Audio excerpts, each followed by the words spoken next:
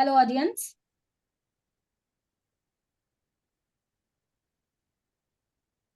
Hello, everyone. Hello. Hello, everyone. Hello जी। Hello.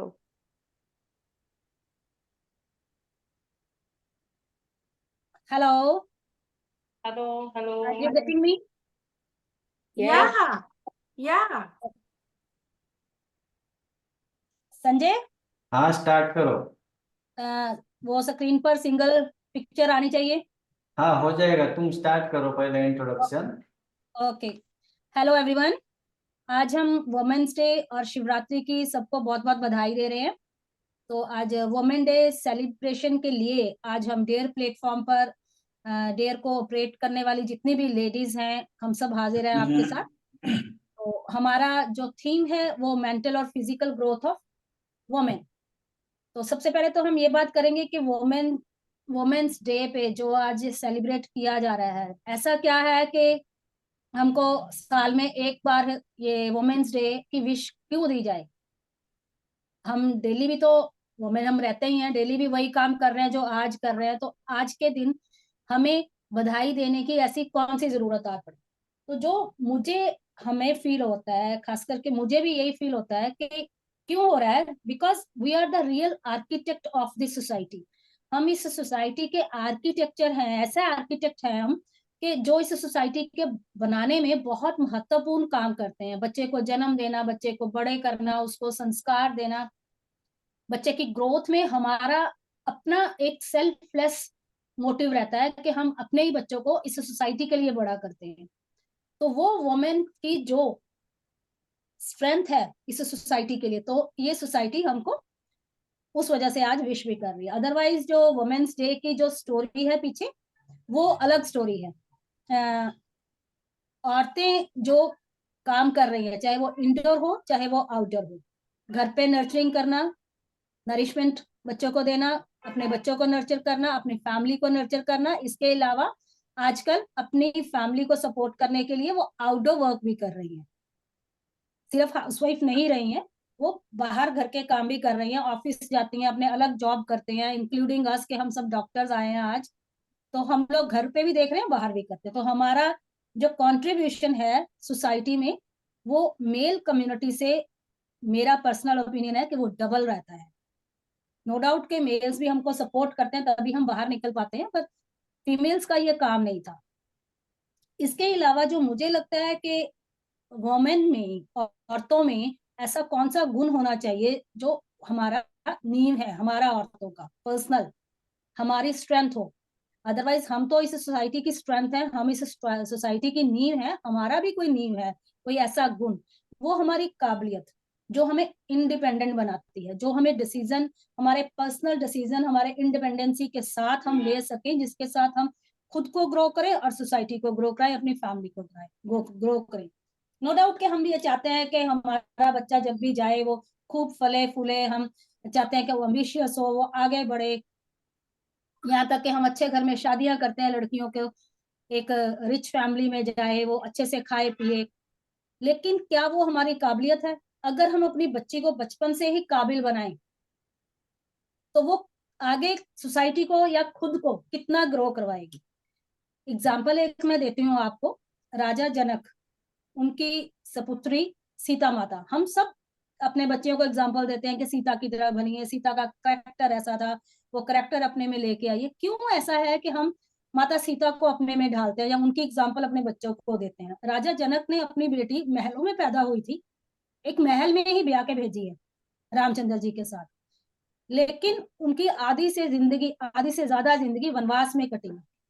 अगर वो काबिल थी, अपना थॉट प्रोसेस इंडिपेंडेंटली यूज कर रही थी, है ना, तभी वो वनवास में भी उन्होंने अपने सारे फर्ज अच्छे से पूरे करे, कायदे से रहकर। तो वो एग्जाम्पल सेट हुआ औरतों के लिए, जो आज भी हम अपने बच्चों को अपनी सोसाइटी में वो कैरी कर रहे हैं कि आप हमें, माता सीता हमारी धरोहर है, वो हमारे सामने एक ऐसी एग्जाम्पल सेट करके गई है जो हमने भी करनी है, बिकॉज ऑफ हर काबिलियत ओनली। तो वो काबिलियत हमारे अंदर, हमारी बच्चियों के अंदर भी आनी बहुत जरूरी है। उसके लिए हमारे बच्चों में मेंटल और फिजिकल ग्रोथ दोनों का होना बहुत जरूरी है। हम बोलते हैं कि अगर हमारे घर में बच्ची पढ़ी लिखी आती है, माँ पढ़ी लिखी आती है, तो अपने बच्चों को पढ़ा देती है, बच्चों को अच्छे संस्कार देगी। माँ पढ़ी लिखी तब आएगी जब हम बच्ची को पढ़ाएंगे, बच्चे को बचपन से ही संस्कार देंगे। और आज हम इसी को लेकर बात करेंगे, from birth to old age, climatic age तक। हमारी कोशिश है कि हम उसके हर औरत के स्टेप को अच्छे से आपके सामने पेश करें। तो वेलकम है अपने पैनल पे, मेरे जो डेयर के डॉक्टर्स आए हैं, हमारी टीम आई है, जो हमारे सपोर्टर्स हैं डेयर के, मैं सबको अपने प्लेटफॉर्म पे वेलकम करती हूँ। डॉक्टर नीलम आए हैं, डॉक्टर अमर चकपाल आई हैं, डॉक्टर अर्पणा सोनी है, और डॉक्टर समीक्षा चौधरी है। Welcome all. Thank you, Dr. Thank you. Pramila. Thank you. Thank you so much, Dr. Pramila. Thank you so much. Yeah, thank you. Thank तो you. हम सबसे पहले जो हमारा सवाल है, हमारे सीनियर मोस्ट डॉक्टर हैं डॉक्टर नीलम अवतार, पटियाला से हैं, पंजाब से ही हैं, और डेयर के हमारे वाइस प्रेसिडेंट भी हैं, और बहुत सालों से वो डेयर को सपोर्ट कर रही हैं। तो हमारा मैम आपसे ये सवाल है कि जब बच्ची पैदा होती है, या लड़का भी हो, बच्ची खास करके, मैं आज औरतों का दिन है तो बात बच्चियों की करेंगे कि ब्रेस्ट फीडिंग हम देते हैं, तो ब्रेस्ट फीडिंग नो डाउट हमने देनी ही देनी है, लेकिन उसका क्या इंपॉर्टेंस है मदर के लिए और बेबीज के लिए। जी, हेलो एवरीवन, सभी को इंटरनेशनल वेमेंस डे की बहुत बहुत बधाई, साथ में शिवरात्रि की भी बहुत बहुत बधाई। So it's a very important day. जैसे प्रमिला ने बोला है कि ये हमारा दिन है, लेकिन मुझे लगता है कि हमारा तो हर दिन ही हमारा है। मुझे तो यही लगता है कि हर दिन हमारा दिन है।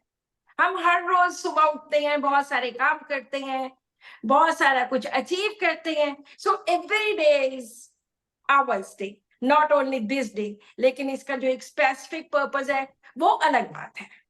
सो आज का मेरा टॉपिक है breast feeding, why it is important for women, for a mother and for a child. एक बच्चे के लिए, चाहे वो मेल है चाहे वो फीमेल है, बच्चे के लिए ब्रेस्ट फीडिंग क्यों जरूरी है। सो सबसे पहली बात तो breast feeding is ideal nourishment. It's a unique thing in the world. पूरी दुनिया में एक ऐसी चीज है जो परफेक्ट फूड है, जिसमें न्यूट्रिएंट्स भरे हुए हैं। ये बच्चे को हेल्दी रखने के साथ साथ उसे बीमारियों से बचाता है, बहुत सारी बीमारियों से, और बच्चे की डेवलपमेंट एंड ग्रोथ के लिए this is very very important. जब बच्चा पैदा होता है तो एक जो मदर का पहला दूध होता है, कोलोस्ट्रम, वो बहुत ज्यादा इंपॉर्टेंट होता है। That is yellow thick liquid. पुराने टाइम में लोग सोचते थे कि वो एक खराब दूध है, उसको इस्तेमाल नहीं कर सकते क्योंकि वो थिक होता है, तो उसको फेंक देते थे। लेकिन उस अकेले कोलोस्ट्रम में जो वो दूध होता है, उसमें पता नहीं कितने को न्यूट्रिएंट्स होते हैं, जो बच्चे को इन्फेक्शन से, तरह तरह की एलर्जी से और बहुत चीजों से बचाते हैं। क्या आपको पता है कि सबसे बड़ा रीजन ब्रेस्ट फीडिंग का, सबसे जो बड़ा इंपॉर्टेंट रीजन है वो क्या है? बहुत सारे ऐसे बच्चे हैं जो ब्रेस्ट फीड नहीं लेते और वो चले जाते हैं इस दुनिया से। डेथ आपको पता है कि कितने टाइम्स डेथ रेट है जो बच्चे मदर फीड नहीं लेते? 15 टाइम्स न्यूमोनिया से सफर करते हैं जो बच्चे मदर फीड नहीं लेते। 11 टाइम्स डायरिया से सफर करते हैं। सो सबसे पहली बात कि बच्चे को बचाने के लिए मदर फीड बहुत ज्यादा इंपॉर्टेंट है। इससे क्वालिटी लाइफ मिलती है, इससे इलनेसेस, तरह तरह की बीमारियों से बचा जाता है, कंटेमिनेटेड वाटर से बचा जाता है। So it is a source of lactose and essential fatty acids, जिससे बॉडी ग्रोथ होती है, बॉडी डेवलपमेंट होती है। सो अगर हम बात करते हैं कि इससे short term and long term कितने फायदे होते हैं। गट हेल्थ बच्चे की, बच्चे को ear infection, gastrointestinal, meningitis, UTI, E coli और पता नहीं कितनी कितनी प्रॉब्लम से बच्चा बचता है। और एक स्टडी तो ये भी कहती है कि अगर बच्चा ब्रेस्ट फीड पे होता है तो वो उसका आईक्यू लेवल हाई होता है। सो ऐसे बहुत सारे रीजंस हैं जो बच्चे के लिए बहुत ज्यादा जरूरी है। अब बात करते हैं कि मदर की, मदर को किस किस चीज का फायदा होता है दूध पिला के। मदर जब बच्चा पैदा होता है तो एक हार्मोन्स पैदा होते हैं बॉडी में, प्रोलैक्टिन एंड ऑक्सीटोसिन। तो ये जो दो ऑक्सीटोसिन रिलीज जैसे होते हैं वैसे ही ब्रेस्ट में से मिल्क स्टार्ट होता है। और इनडायरेक्टली ये कैसे हेल्प करते हैं, यूट्रस को कॉन्ट्रैक्ट करते हैं और यूट्रस को कॉन्ट्रैक्ट करने से पोस्टपार्टम हैमरेज नहीं होता, उससे बचा जाता है। और दोबारा यूट्रस को उसी पोजीशन में लाने के लिए कि वो उसी पोजीशन में आ जाए, ये हार्मोन बहुत ज्यादा इंपॉर्टेंट होता है, जो कि ब्रेस्ट फीड के साथ ये हार्मोन पैदा होता है। इससे बच्चे की माँ की बॉन्डिंग बहुत ज्यादा स्ट्रांग होती है।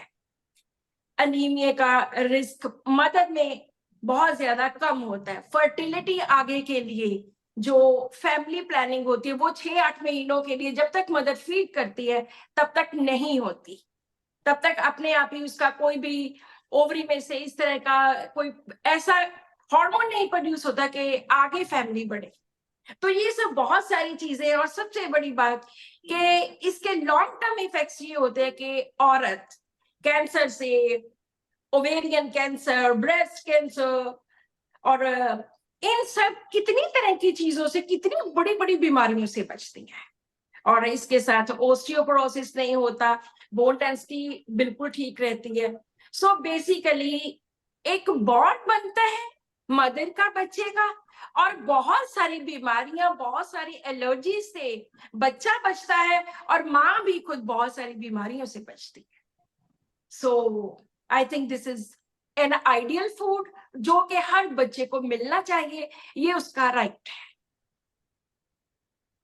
बिल्कुल सही कह रहे हैं मैम आप कि इम्पोर्टेंस जो ब्रेस्ट फीडिंग की है वो बहुत ज्यादा है, बच्चे को और मदर दोनों को बहुत बीमारियों से बचाती भी है। और हमारे तो धर्म ग्रंथों पे भी लिखा हुआ है बच्चे का हक है माँ के दूध के ऊपर, तो वो हक बच्चे से क्यों ले लेना वापस, है ना। तो वो बच्चे का हक बच्चे को दो, तो हमारा अपना पेरेंटल बॉन्ड है जो बच्चों के साथ, आजकल जो बच्चों की बॉन्डिंग माँ बाप के साथ नहीं दिख रही है वो स्ट्रांग हो जाए। तो थैंक यू मैम, आपने बहुत अच्छे से बॉन्डिंग में मैं एक छोटी सी बात 1 मिनट के लिए बॉन्डिंग में बताती है। एक बार मेरे पास एक पेशेंट आए किसी प्रॉब्लम के लिए, तो उन्होंने बोला कि मेरे बच्चा नहीं है। मैंने कहा, सिम्टम्स वगैरह लेने लगी, पूछने लगी, उनके पास एक छोटी सी 6 साल की बच्ची खड़ी थी। मैंने कहा ये कौन है? कहते ये तो मैंने अडॉप्ट की हुई है। तो मैंने कहा तो ये आप ही का बच्चा हुआ ना? कहते नहीं, ये अडॉप्ट की हुई है, क्योंकि उन्होंने उसको दूध नहीं पिलाया है इसलिए उनकी उसके साथ उतनी बॉन्डिंग नहीं हुई, इसलिए उन्होंने कह दिया कि ये तो अडॉप्टेड चाइल्ड है। और अगर अपना किसी का खुद का बच्चा जिसको दूध पिलाया है, उसको माँ कभी भी ऐसे नहीं बोलेगी। हालांकि अडॉप्शन के बाद बिल्कुल सेम राइट्स एंड एवरीथिंग सब कुछ बच्चे का होता है, लेकिन फिर भी वो जो बॉन्डिंग है, वो जो फीलिंग है, वो इमोशंस नहीं जागी उस बच्चे के। बिल्कुल सही कह रहे हैं ma'am, thank you.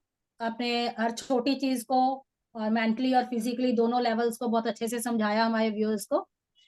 Thank you ma'am. तो Thank you. नेक्स्ट क्वेश्चन मेरा है कि बच्चे को फूड तो मिल रहा है बचपन में, उसके बाद जब बच्चा थोड़ा बड़े होती हैं हमारी बच्चियां, उनको हम नो डाउट के घर पे एक अच्छा न्यूट्रिशन, गुड न्यूट्रिशन हम सब देते हैं। हम सब माँ को पता होता है, माँ को कि मैंने अपने बच्चे को खाना खिलाना है, ये मैंने बादाम खिलाने हैं, सब्जी खिलानी है, दाल खिलानी है, पर उसका वैल्यू क्या है गुड न्यूट्रिशन का, कि हम क्यों उसको बोलते हैं कि हाँ आपको गुड न्यूट्रिशन की जरूरत है, और पता कैसे लगेगा हमको कि हाँ हमने गुड न्यूट्रिशन बच्चों को दे दिया।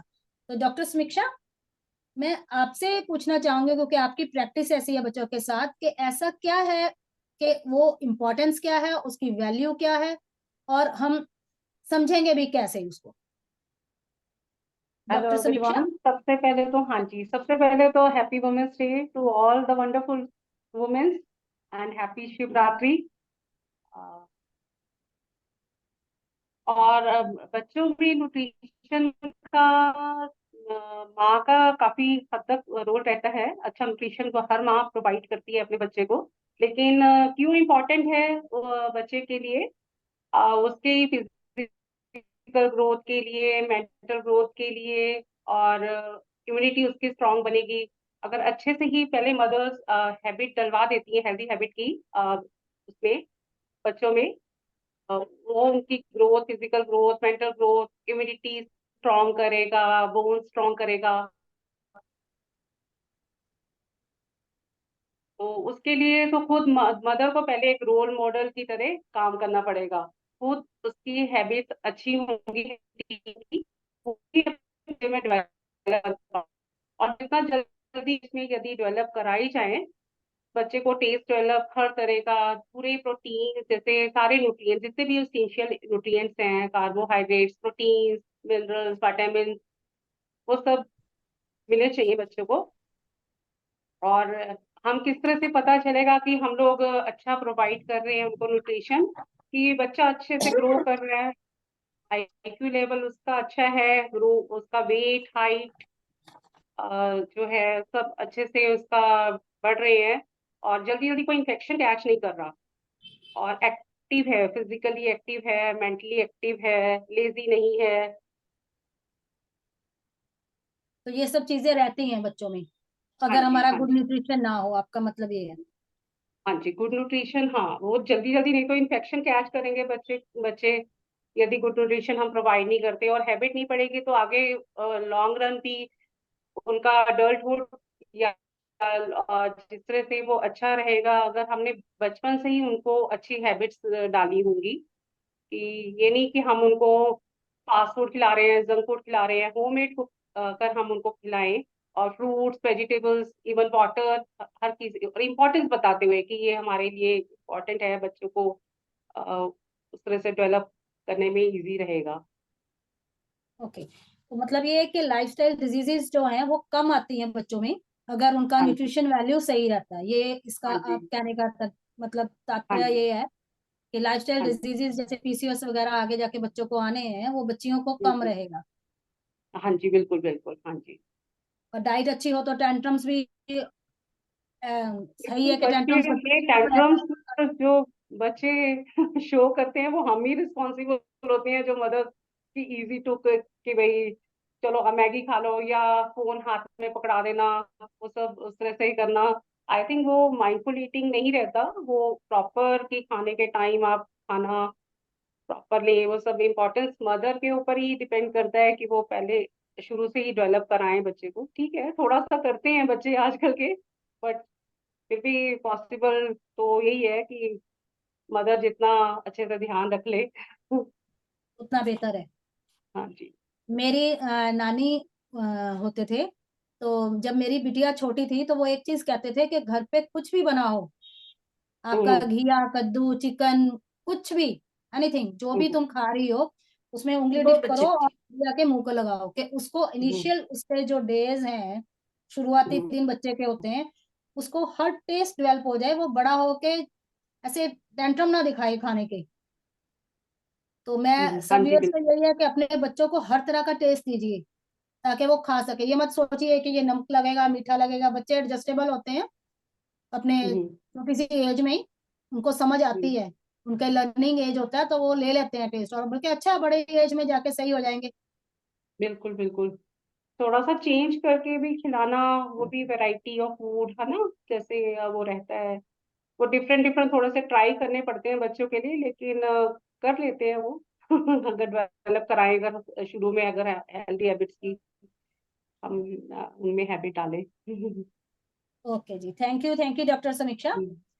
जैसे हमने हाँ देखा जी, कि ब्रेस्ट फीडिंग बच्चे की है, और उसके बाद हम देख रहे हैं कि उसका न्यूट्रिशनल वैल्यू, उसकी इंपॉर्टेंस, हम्म, इसके बाद जब बच्ची थोड़ी सी बड़ी होती है, उसके हम्म, बाद बच्चों को जैसे मेंसुरेशन का टाइम आता है हम्म, ना, मेंसुरेशन का जैसे ही टाइम आता है तो हमारी बच्चियों को उसका नॉलेज, उसकी गाइडलाइंस, उसको प्रिपेयर करना क्या हम्म, जरूरी है या नहीं है? तो डॉक्टर अर्पना, हाँ जी। मैं आपसे ये पूछना चाहूंगी कि क्या उस समय गाइडलाइंस या कुछ पॉइंट्स बच्चियों को हमारी मीनार की एज पे जो मेंस्ट्रुएशन स्टार्ट होना है, क्या वो हमको उनके साथ पहले ही उनको एडवांस नॉलेज देनी चाहिए, एजुकेट करना चाहिए या नहीं, या देना चाहिए तो क्यों? जी, बिल्कुल देना चाहिए। सबसे पहले तो सब व्यूअर्स को हैप्पी वुमेन इंटरनेशनल डे। और स्टार्ट करते हैं हम लोग कि मेनार्की क्यों ज़रूरी है। हमें अपने बच्चों को ये जो बेस्ट एज होती है मेनार्क या मेंस्ट्रुएशन का, पीरियड का, सब कुछ समझाने का, वो एज होती है 8 टू 12, जब तक उनके पीरियड्स स्टार्ट नहीं हुए हों। और बेस्ट तो ये रहता है कि जैसे पहला गुरु एक मदर को ही माना जाता है, तो मदर ही उसको ये समझाए। बट अगर ये सब मदर की तरफ से पॉसिबल नहीं हो पा रहा किसी भी रीज़न की वजह से, तो ये टीचर की एक ड्यूटी बन जाती है कि वो ये समझाएं अपने बच्चों को। आजकल तो स्कूल के सिलेबस में भी इवन ऐड है कि बच्चों को ये समझाया जाए कि मेंस्ट्रुएशन क्या और कैसे होता है। और उनको ये सब जो उनकी बॉडी में चेंजेस आने हैं, इसके लिए भी उन्हें कंफर्टेबल किया जाए कि उनकी बॉडी जो है वो ग्रो करेगी। तो इसके लिए भी उनका कंफर्टेबल होना बहुत ज़रूरी है। अपने फिजिकल चेंजेस लाइक वॉइस का पतला होना या बॉडी का थोड़ा-सा चबी हो जाना, वो सब चीज़ें नॉर्मल हैं उस चीज़ के लिए। और उनको ये भी बताना चाहिए कि इस टाइम उनके लिए डाइट की क्या इंपॉर्टेंस है। जैसा कि डॉक्टर समीक्षा ने और डॉक्टर नीलम ने बोला भी है हमें कि डाइट जो है वो फर्स्ट डे से होनी चाहिए जब बच्चा का बर्थ होता है। तो इसीलिए लेकिन 8 टू 12 का जो एज है आपका, 8 टू 16 का जो एज है, उस टाइम आपके लिए डाइट बहुत ही अच्छी प्रोटीन रिच और कैल्शियम रिच होनी चाहिए, बिकॉज़ आप एक रिप्रोडक्टिव पीरियड की तरफ जा रहे हो। आप एक चाइल्ड बेयरिंग एज की तरफ जा रहे हो। तो इसके लिए जो ये चीज़ें हैं वो मदर ही आपको समझा सकती हैं कि आपका प्रोटीन अच्छा होना चाहिए, आपको बहुत अच्छा-अच्छा फ्रूट्स खाने चाहिए सब अच्छे तरीके से। और इसके साथ-साथ उन्हें फिज़िकल एक्टिविटी की इम्पोर्टेंस भी समझानी चाहिए, कि ये नहीं है कि आपके पीरियड स्टार्ट हो गए हैं तो आप फिज़िकल एक्टिविटीज़ नहीं कर सकते हो। जैसे कि हमारी सोसाइटी में आज भी बहुत सारे मिथ्स हैं इन सब चीज़ों को लेकर। तो उनको फिज़िकल एक्टिविटी और गेम्स में भी इंडल्ज किए रहना चाहिए, ताकि उनकी जो है एक्टिविटीज़ और वो एक्टिव होएँ। फिज़िकल एक्टिविटी से हमारी मेंटल एंड फिजिकल ग्रोथ दोनों बहुत अच्छे होते हैं।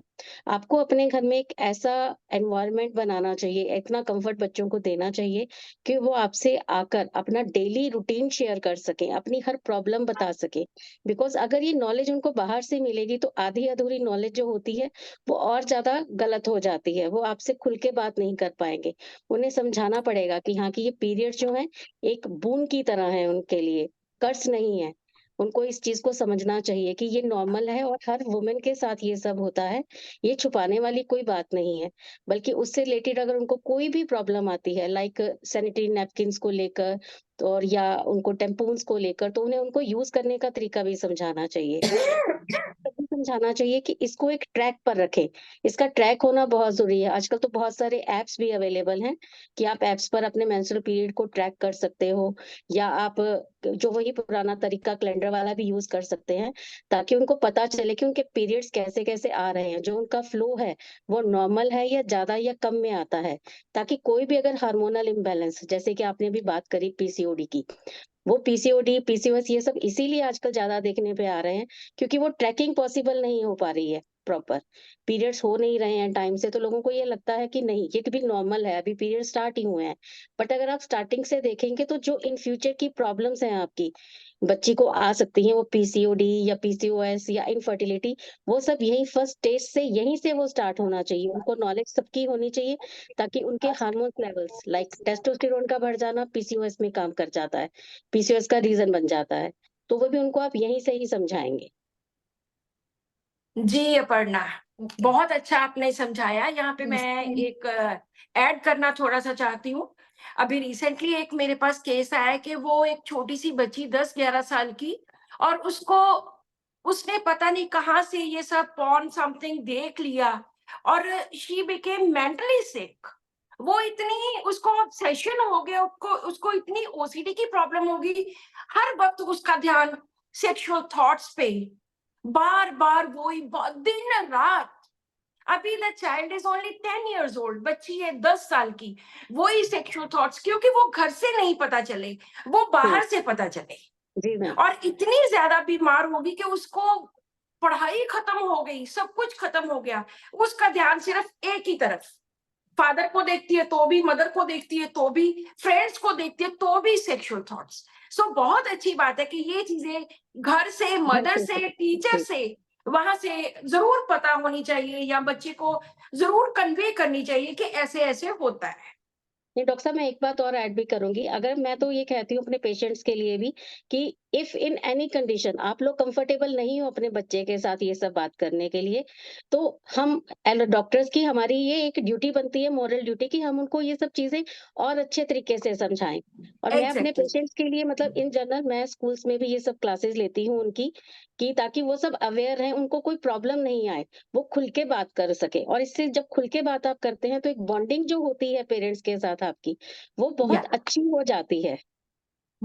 बिल्कुल बिल्कुल बहुत हाँ अच्छा। बिल्कुल सही जी बात थैंक यू। कह रहे हो आप डॉक्टर अर्पणा और डॉक्टर नीलम, आपने बहुत सही बात करी। इसमें ऐड करती हूँ कि हम जब बच्चियों को मेंस्ट्रुएशन आता है, कई बार हम बच्चे को पालते हैं लड़कियों को लड़कों की तरह, है ना, कि तू तो मेरा लड़का है, तू मेरा शेर मुंडा है।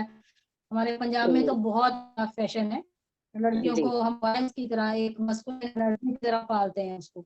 तो वो भी कहीं ना कहीं गलत हो जाता है, क्योंकि हम उसके हार्मोन्स को, टेस्टोस्टेरोन हार्मोन्स को, मस्कुलिन हार्मोन्स को पुश कर रहे हैं, हम उसको उंगली कर रहे हैं कि तुम भी उतना ही अपना स्टेटस रखो जितना एस्ट्रोजन रख रहा है, जिसकी वजह से आगे के बच्चियों को पीसीओएस या इनफर्टिलिटी के केसेस में बिल्कुल बढ़ोतरी बिल्कुल। आ रही है आजकल के समय में।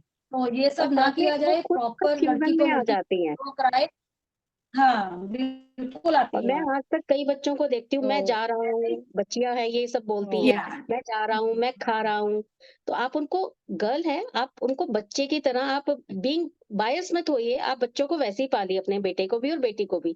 बट उनको पता होना चाहिए कि वो कर क्या रहे हैं, बोल कैसे रहे हैं। कर क्या रहे हैं। बिल्कुल बिल्कुल। एग्जैक्ट तो इसके कंटिन्यूशन में ही मैं नेक्स्ट क्वेश्चन डॉक्टर अमर को पूछना चाहूंगी। डॉक्टर अमर, कि जी जब बच्चे को पीरियड्स भी आ गए, हम ग्रोथ भी अच्छे दे रहे हैं, तो बच्चे का करियर चूज करने का एक समय होता है, तो वो ओपिनियन, वो थॉट्स करियर के लिए ऐसे कौन से होने चाहिए कि हम करियर ओरिएंटिंग हो जाएं, ठीक है। और ऐसे चैलेंजेस लाइफ में लेडीज के क्या आते हैं लड़कियों के करियर में, और घर से और बाहर से, जी और थैंक यू उनको डॉक्टर हम प्रमिला। सॉर्ट आउट कैसे करें, उन्हें बैलेंस कैसे बना पाए।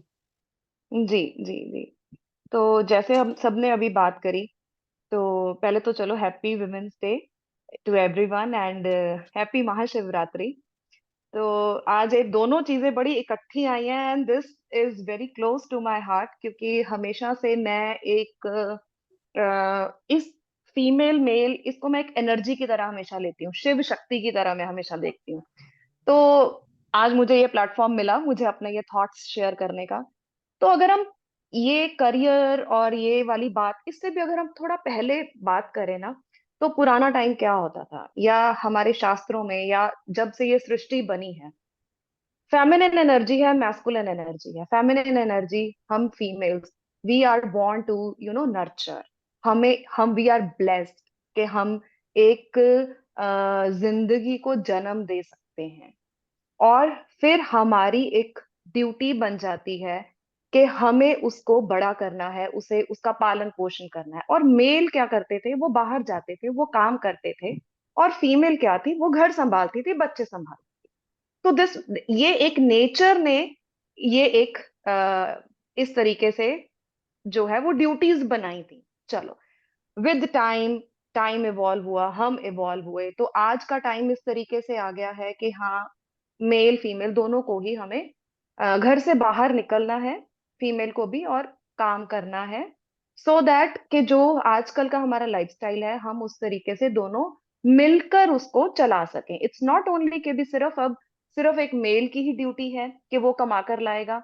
अब फीमेल्स भी उस तरीके से आगे आ चुकी हैं कि वो भी अपना करियर ओरिएंटेड, वर्क ओरिएंटेड हो गई है।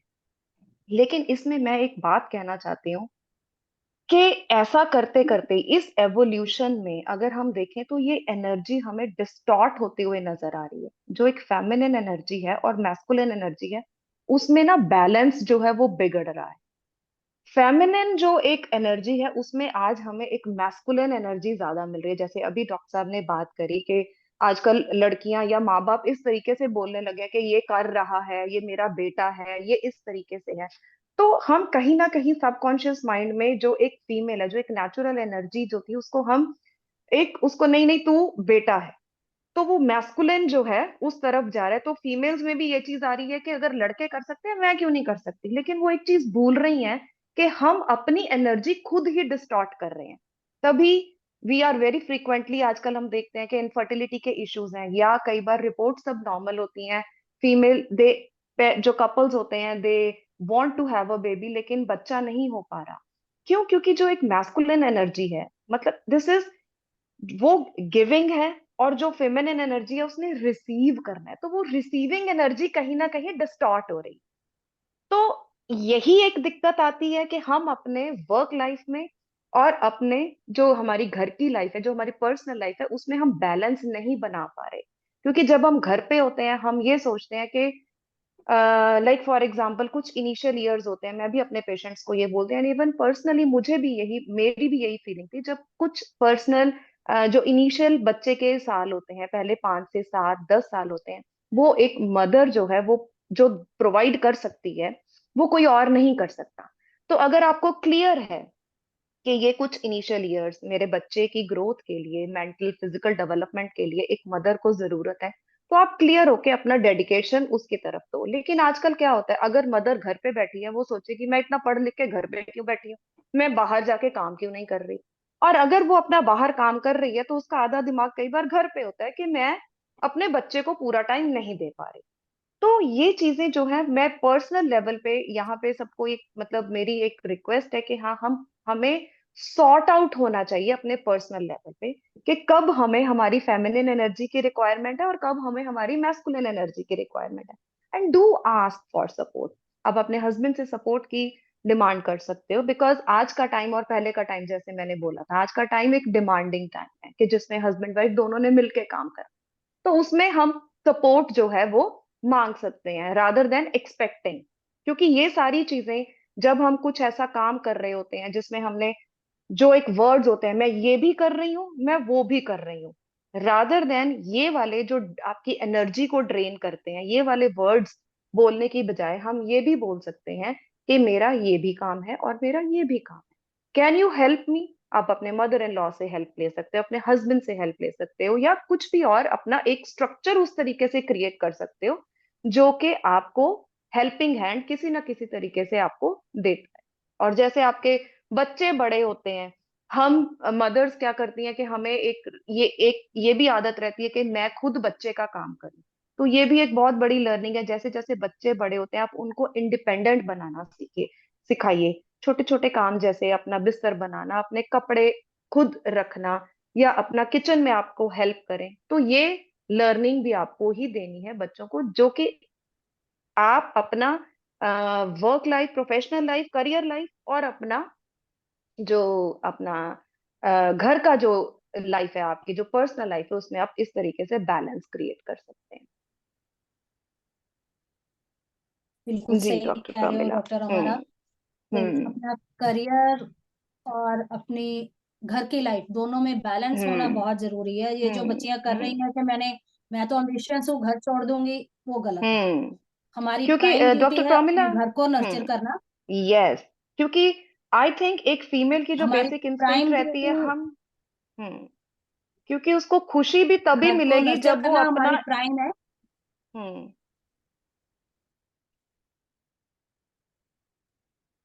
क्योंकि एक फीमेल को जो उसको, या एक फीमेल को जो उसकी अपनी बेसिक इंस्टिंक्ट है, जब वो अपना 100% अपने घर को एक बार दे देती है, वो अपने काम को भी फिर 200% देती है। एग्जैक्टली। यस। तो यहाँ पर डॉक्टर अमर, मैं एक चीज बिल्कुल ऐड सही करना कहा। चाहती हूँ कि हम्म। पेरेंटिंग आज की बहुत डिफरेंट हो गई, यस। बहुत ज्यादा डिफरेंट। हम्म। हमारे टाइम पे क्या होता था, हम मदर के साथ घर का काम भी करवाते थे और पढ़ते एग्जैक्टली, थे, और पढ़ाई और भी करते थे। और हम्म। टॉपर्स भी थे। ये भी नहीं है हम्म। कि बिल्कुल कम ही नंबर आते थे, बहुत अच्छे स्टूडेंट थे।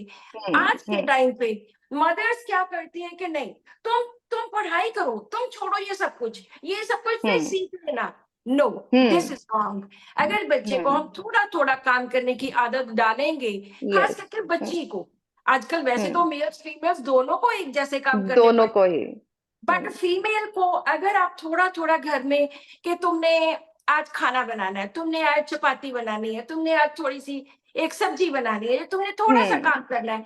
ये हम्म नहीं मैं कहती कि बच्चे के ऊपर बोझ डाल दो, बट उसको सिखाने के लिए थोड़ा थोड़ा काम जरूर बच्चे से करवाना ये चाहिए।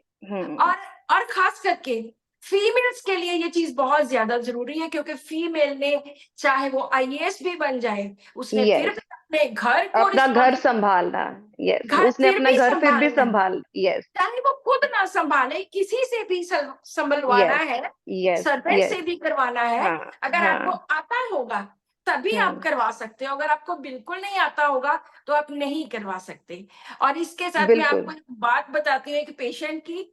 मेरे पता नहीं पेशेंट्स किस तरह के आते हैं, मेरे पास एक लेडी आई, उसकी डॉटर वॉज 26 years old, वो हम्म पढ़ी हुई थी, कोई जॉब नहीं करती थी। तो उसकी माँ ने मुझे क्या बोला सुनो, वो कहते कि डॉक्टर साहब कोई ऐसी दवाई दो कि ये लड़की घर का काम शुरू कर दे करना।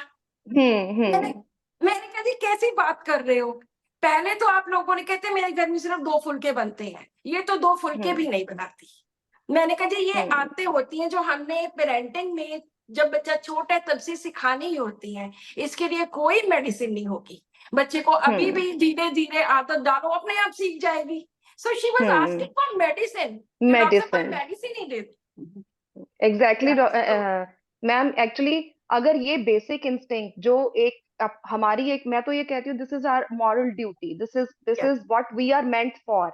तो यही कारण है कि अगर हमें नहीं सिखाया जाता या हम नहीं सीखते, इसीलिए फिर आगे चल के, बिकॉज आजकल एवरी वुमेन इज वर्किंग, इसीलिए वो करियर लाइफ और अपनी पर्सनल लाइफ में इम्बैलेंस उनका क्रिएट हो जाता है, because they yes, don't even know how to create a balance in between this. और इसी तरीके से जब हम एक बड़ा, मेरे को ये साइन बड़ा हमेशा फैसिनेट करता है जो यिन एंड यांग है। अब जैसे हम आज शिवरात्रि की बात कर रहे हैं ना, शिव शक्ति की, तो वो दोनों इकट्ठे हैं, जो masculine and exactly, feminine energy दोनों इकट्ठे। शिव पार्वती के बिना नहीं है, पार्वती शिव के बिना नहीं है। और ऐसे ही ये जो साइन है, ये मुझे बहुत हमेशा फैसिनेट करता है यिन एंड यांग का। One circle is black and another is white. आप देखो कि जो व्हाइट सर्कल है उसमें ब्लैक डॉट है, और जो ब्लैक सर्कल होता है उसमें व्हाइट। तो they are yes, complementing each other. तो आज की yes, लाइफ में हर एक चीज, मतलब एक husband wife, male female energy एक दूसरे को कॉम्प्लीमेंट करती है। तो exactly, वो जो exactly. बैलेंस जब हम बिगड़ बिगड़ जाता है कहीं ना कहीं आके, बहुत कुछ आजकल सोसाइटी में होता है, लेकिन it it it is in a wrong way, वो जो मैसेज है वो सही ढंग से नहीं पहुंचाया जाता, नहीं जाता वो है। फिर कन्फ्लिक्ट पैदा करता है। Not only on emotional level बल्कि फिजिकल लेवल पे भी ये कन्फ्लिक्ट आजकल हमें दिखाई एग्जैक्टली, देता है। Yes yes exactly. यस और इसी से बीमारियां भी बहुत आती हैं। यस यस और अब अगर नेक्स्ट हम देखें कि ये कन्फ्लिक्ट, ये अगर कुछ डिजीजेस लेके आता है, तो बहुत सारे इश्यूज हमारी प्रेगनेंसी और इनफर्टिलिटी बहुत ही हमारा कॉमन हो गया हमारी क्लिनिक्स में। बहुत मरीज भी ऐसे आ रहे हैं, तो वो ये कन्फ्लिक्ट ये लेके आ रहा है, प्रेगनेंसी इश्यूज, जो इनफर्टिलिटी। तो डॉक्टर अपना, मैं आपसे पूछना चाहूंगी ये कि ऐसे कौन से इश्यूज हैं, कि क्यों आ रहे हैं इश्यूज, तो आ रहे हैं लेकिन ऐसे इश्यूज क्यों आ रहे हैं इतना, डॉक्टर अर्पना?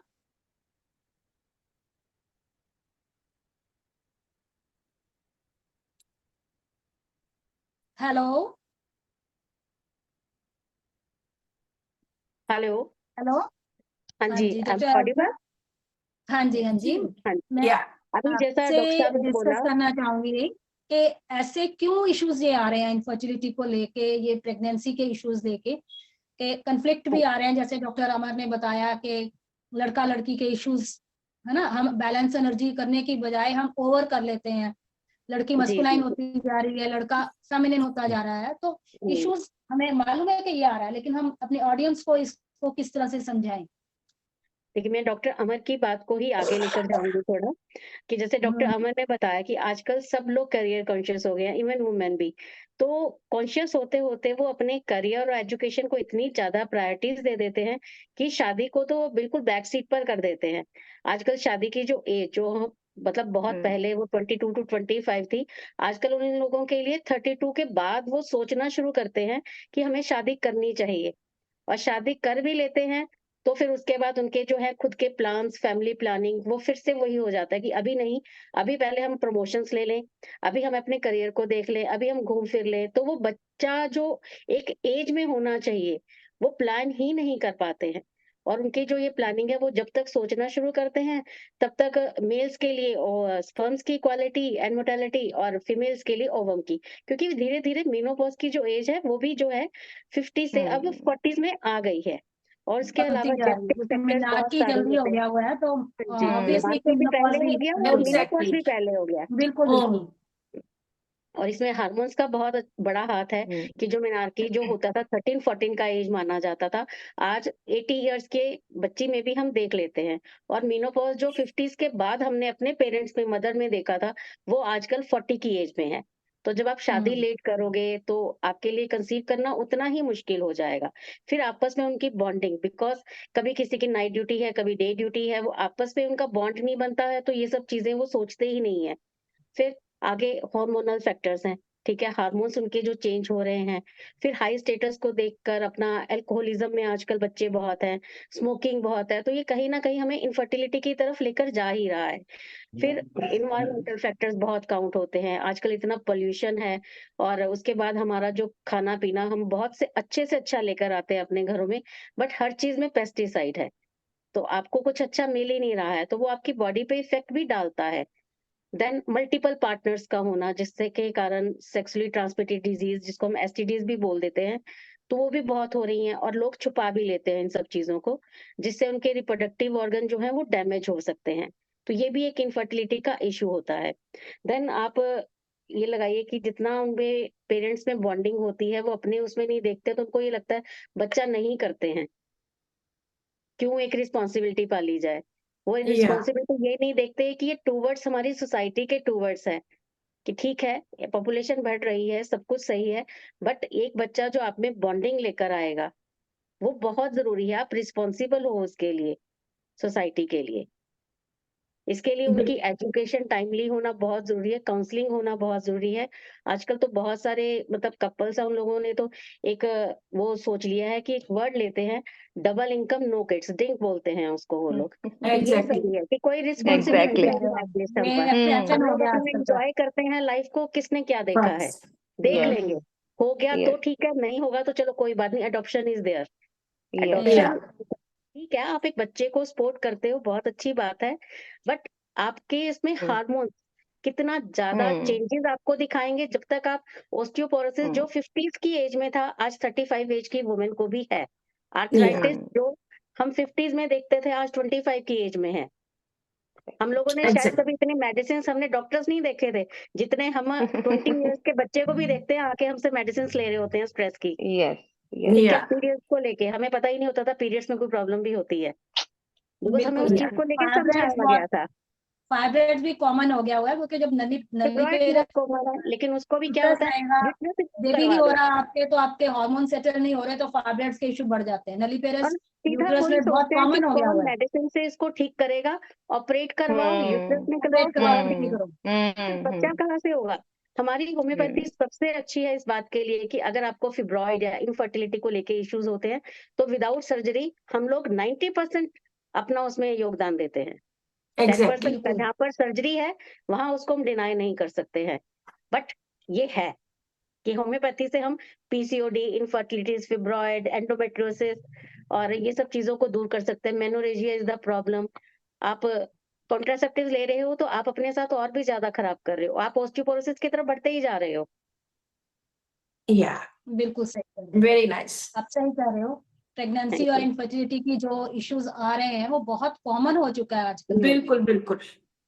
और ये हमारी अपनी आदतों की वजह से ही है, हमारा अपना लाइफस्टाइल। इनफर्टिलिटी सेकेंडरी भी है इसके अलावा। सेकेंडरी भी है, बिल्कुल, प्राइमरी बिल्कुल। सेकेंडरी भी है। हाँ, तो मैं तो अपने व्यूअर्स को यही बोलूंगी, अगर इस तरह की कोई भी परेशानी है तो काउंसलिंग के साथ साथ अपने नियर बाय किसी भी होम्योपैथ के पास जाके अपना ट्रीटमेंट करवाएं।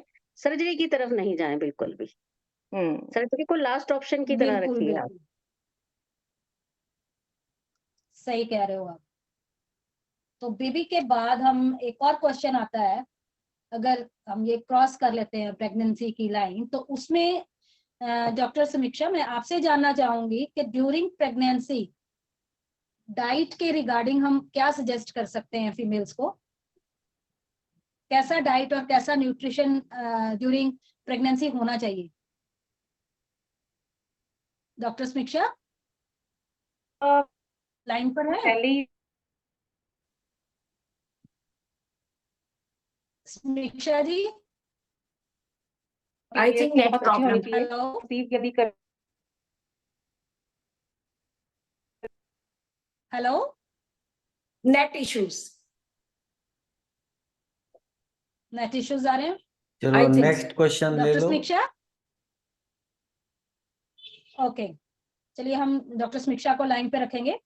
इसके बाद मैं डॉक्टर अमर आपसे बात करना चाहूंगी। जी, डॉक्टर अमर, हाँ जी, यस मैं यस यस। आपसे बात करना चाहूंगी कि एक फीमेल को आफ्टर मैरिज हम क्या गाइड कर सकते हैं कि आपको शादी के बाद कैसे है, क्या माहौल है, या कैसे फेस करनी है वो लाइफ, या वो लाइफ अलग हो सकती है या वही सेम रहेगी, है ना? हाँ एंड जी। what are the changes she should expect both physically and mentally?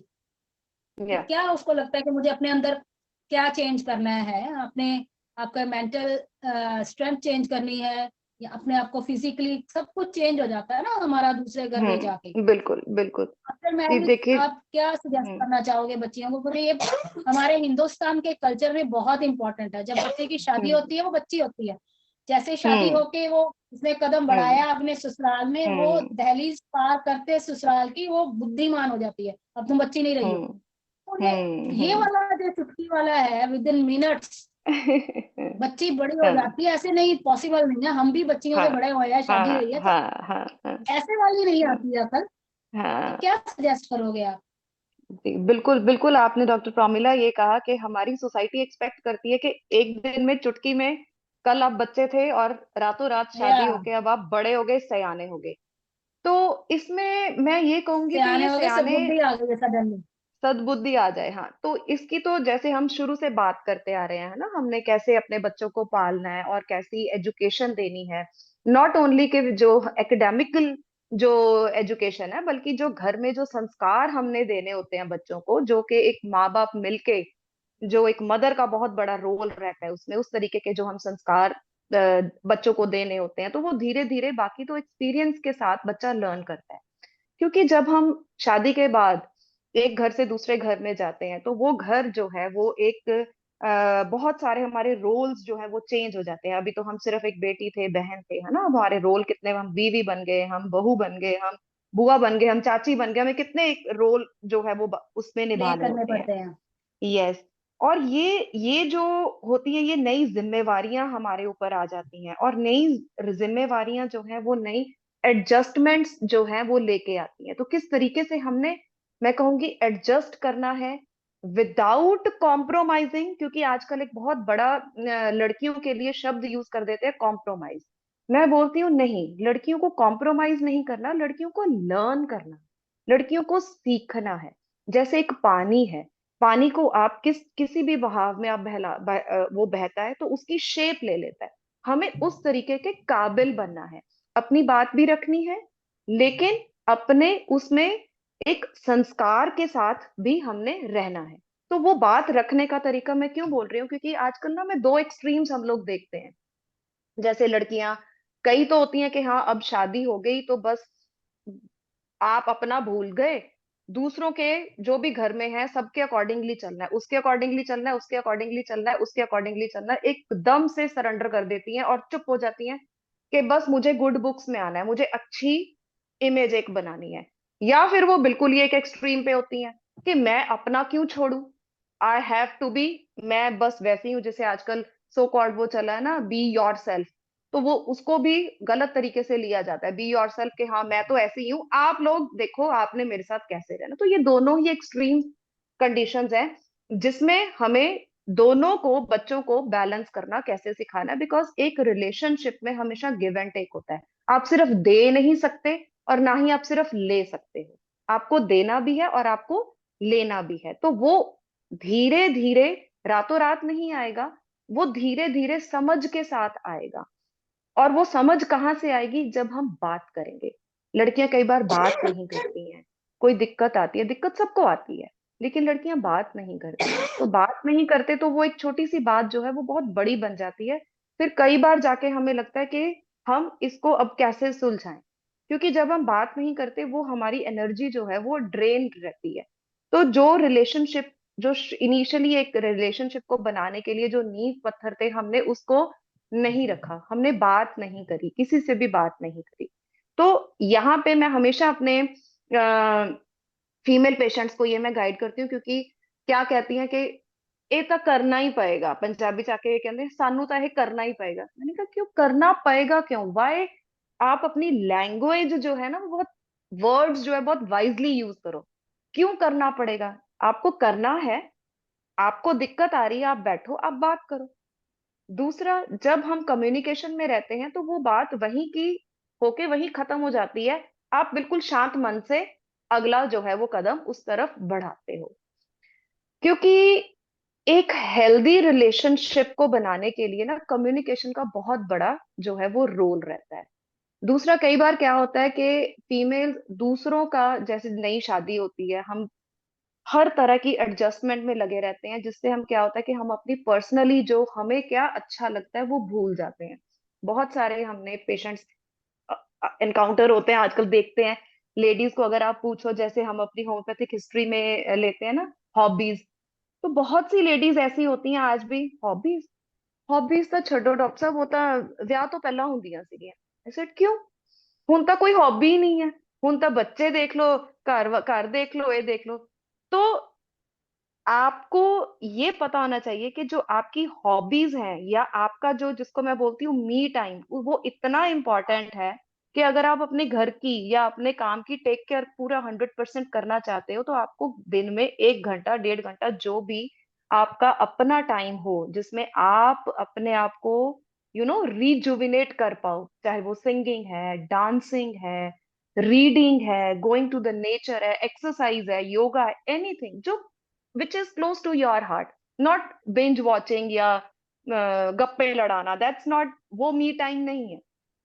तो वो अपने लिए कुछ टाइम जरूर निकालना चाहिए। और हाँ, अपने हस्बैंड का भी आपको ये हो कि हाँ उसका भी एक मी टाइम है, rather than always nagging and all that stuff, कि हाँ वो अब मेरे पास ही बैठा रहे या मैं इस तरीके से। दोनों का जब अपना एक एक टाइम होगा, तभी आप, जो आपका इकट्ठा टाइम होगा ना, वो फुलफिल्ड रहेगा। उसमें आपको एक जो है हर चीज का जो एक लाइफ को बनाने का, एक रिलेशनशिप को बिल्डअप करने का जो तरीका है, वो धीरे धीरे आ जाता है। क्योंकि सबकी लाइफ जो है ना, हम किसी को फिश नहीं दे सकते, हम कहते हैं ना फिशिंग सिखा सकते हैं, हम रास्ता दिखा सकते हैं कि ये रास्ता है जो आप अपना सकते हो। तो उसमें दो चीजें मैं हमेशा अपने फीमेल पेशेंट्स को, मैं उनको हमेशा गाइड करती हूँ, एक अपना मी टाइम जरूर निकालो पूरे दिन में, और दूसरा ऑलवेज बी इन कम्युनिकेशन। ये दो चीजें जब आपकी लाइफ में होंगी, तभी आप अपने, चाहे अब आपकी वो पूरी की पूरी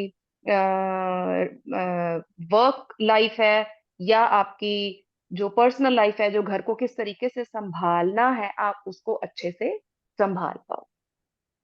वेरी गुड। या जी डॉक्टर प्रोमिला,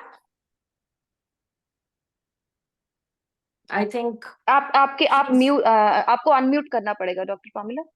ओह हाँ सॉरी सॉरी सॉरी सॉरी। हाँ हाँ डॉक्टर अमर, हाँ जी। आपने बहुत अच्छे से सारी चीजें सजेस्ट करी या है, ठीक है। लेकिन एक चीज मैंने अपने इंडियन ये घरों में देखी है, इंडियंस में, कि बच्ची जब बड़ी होती है, हम शादी करते हैं ना, तो हमारी सोसाइटी में ये होता है कि शादी कर दी, अब तो पराई हो गई है हमसे।